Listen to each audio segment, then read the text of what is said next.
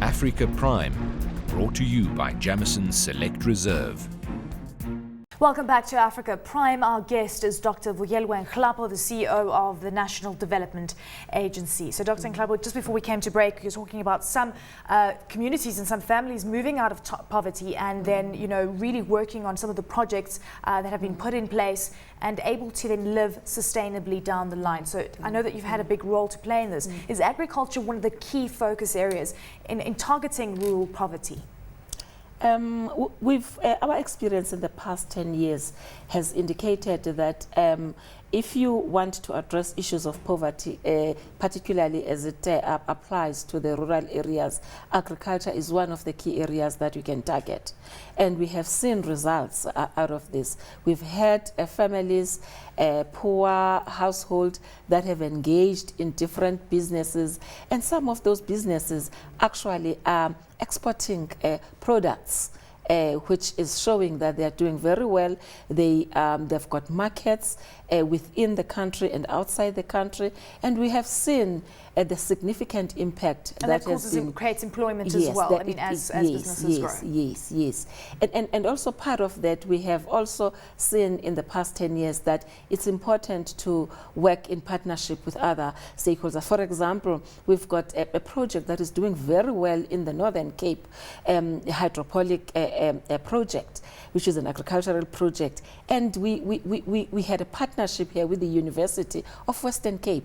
And I can tell you we had mentorship that was coming from the university, and that currently that project is doing very well. It's producing cucumbers, and they are exporting those cucumbers. They have markets within the country, and it's doing very well. With regards to more projects down the line and how you're going to allocate the budget going forward, is it again just predominantly focused on sustainability and ensuring that 1 rand goes a long way? So give us an indication of how you actually get this right with such a small budget, which you've established already, of course. We've got 4 focus areas that little budget is distributed in terms of those 4 focus areas. The first one, as I indicated earlier on, is early childhood development, and in terms of that, we take 30% of that as part of the overall budget that we target early childhood development. And the second focus area is food security. It's food security, and again there, in terms of that, we have 30% around that. And the third area is income generation, what we also call in terms of enterprise development, where we work with communities to develop enterprises that can generate income, that can ensure that those that are unemployed, they become employed. And even in terms of that, we have about 20-something% of our budget targeting that. And then, and part of that income generation is where it targets then projects and programs that relate to agriculture and so forth. And the last area, which is the fourth area, is capacity building, because part of our mandate is not just about giving funds to civil society organizations to run these 3 other areas that I've mentioned, but it's also our mandate stipulates that we need to develop capacity of those civil society organizations so that they can become sustainable, so that they can manage those projects effectively and efficiently, so that we can ensure that indeed we've got management and leadership that can drive those organizations. You're working with 90 civil society organizations, so you actually assist them with funding. Assist them with funding. Doesn't that then dilute? I mean, you know, at the end of the day, you've got 174 million rand in your coffers. You've got to pay admin fees as well, obviously, for the organisation to run. Then you fund civil, society organisations as well, which then also you have to take out a management fee there. So by the time that money actually filters through, I mean, isn't that a worrying thought for you, given the fact that there's so much dilution that goes on? Not really, because the way in which we are structured, we have what we call within the organization development managers, and the role of the development managers within the National Development Agency is to facilitate development, so that because we work with these civil society organizations, and it depends on the type of project or program. It can be 24 months, we can assist work with them for over a period of 3 years, and during that period, whether it's 2 years or 3 years, we have the development employment managers that are working closely with these organizations to ensure that they implement the project, and come the end of that period, we develop exit strategies so that when we exit, we leave an organization that can be sustainable beyond the National Development Agency funding. And most of the time what we would also do is to link these projects and these organizations with other funders, because as an agency also, our role is in terms of development financing. So we would link them with other bigger development financing organizations, so that going forward they do not die, but they become sustainable and they can be able to achieve the goals that we would want them to achieve in addressing poverty. You're talking about Millennium Development Goals, and we've got a target for 2014, which obviously we're not going to actually reach. What needs to be done to actually do this? And again, I think that alleviating poverty really goes hand in hand with job creation. Unemployment has ticked up over the last quarter. We're still looking at levels of around 24-25%. This is a very scary number. Again, government has promised that we will actually see job creation down the line. What is your sense on this? Do you think that the ball is moving fast enough? The ball is not moving very fast, and I would like to really take an example of Brazil. Brazil has done very well in terms of addressing poverty, and even in terms of addressing unemployment. And if we can learn from Brazil as the country, first of all, it's not only the role of government to create jobs. The private sector plays a significant role in creating jobs. But the private sector is not going to be, out of its own interested in creating jobs unless there are incentives that really are built in as a way of ensuring that these jobs are created. What is your view and on secondly, for me, it is important to build partnerships and collaboration. As I said, that it cannot be just government alone that addresses the issue of poverty or even create jobs. And therefore, it requires the private sector, it requires government also to create an enabling environment in terms of that.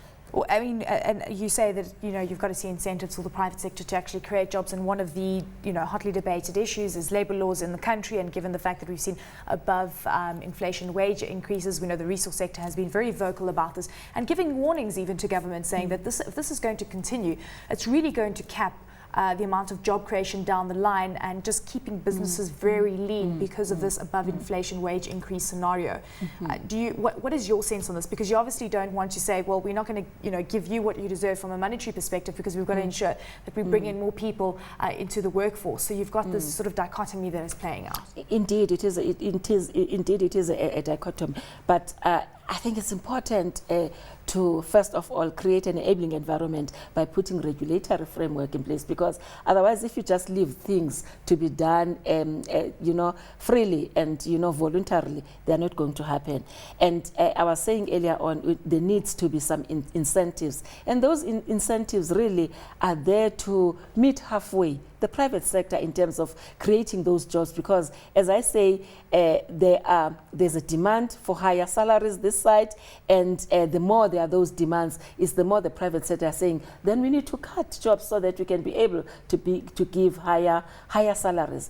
Hence, it is important to meet the private sector halfway so that you can address those issues. Another, very sad scenario that is playing out, and I think it's increasing in sadness, is the homelessness. Indeed.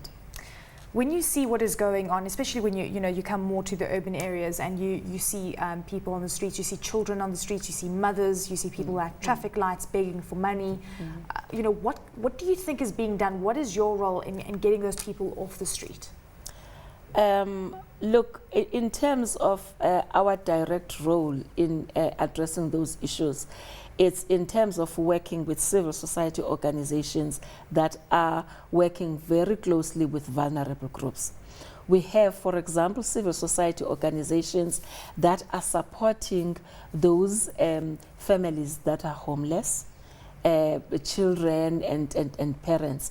And our role as the National Development Agency is in terms of funding those organizations so that they can support those children, they can support those women in enabling them to link them with income generation projects so that they can begin to get employment. Because when you look around, mostly, yes, you do get men also that are begging in the streets. And the reason is because most of them are unemployed, but they do not even have homes. So we work very closely with those civil society organizations to address them so that they can have shelter, number one, and secondly, so that they can be linked to employment opportunities. And before we say goodbye, I would like to talk about your life as well. And you also come from a family that was underprivileged. In fact, I asked you off air if you've ever gone to bed hungry, and you know what that feeling is like. Yes. Because you have. Yes. But you're a doctor now, and you've actually moved from strength to strength. Tell us about how you actually transcended all those challenges and how you broke the cycle. Okay. Indeed, I've touched and I've smelled poverty. I've gone to bed without food. I grew up in the rural areas, in the most rural outskirts of the Eastern Cape. My parents could only be able to take me up to matric level, and beyond matric level, I was fortunate to get the government, bursary to train as a teacher. And that's not what I wanted, to be a teacher, but because that was the only avenue that was available to me, I started teaching. But in starting teaching, I told myself that I had a vision. I had the goals. I set myself goals. I wanted to be more than just a teacher. And I started studying part-time. I studied with UNISA, my junior degree, and then passed that to, I got honors, and from there proceeded to the Vista University to do my master's, and I've just graduated with the University of Pretoria in my PhD in public affairs. And by the way, my topic of my thesis for my doctorate was the role of civil society organizations in addressing poverty and the case for social development. And I've just developed passion in making better the lives of the poor. Fantastic. Thank you so very much, and I wish you all the best. Thank you so much, Dr. Nhlapo. That, of course, Dr. Vuyelwa Nhlapo, the CEO of the National Development Agency, joining us for Africa Prime. From me and Lenny Jokos, thanks so much for joining us.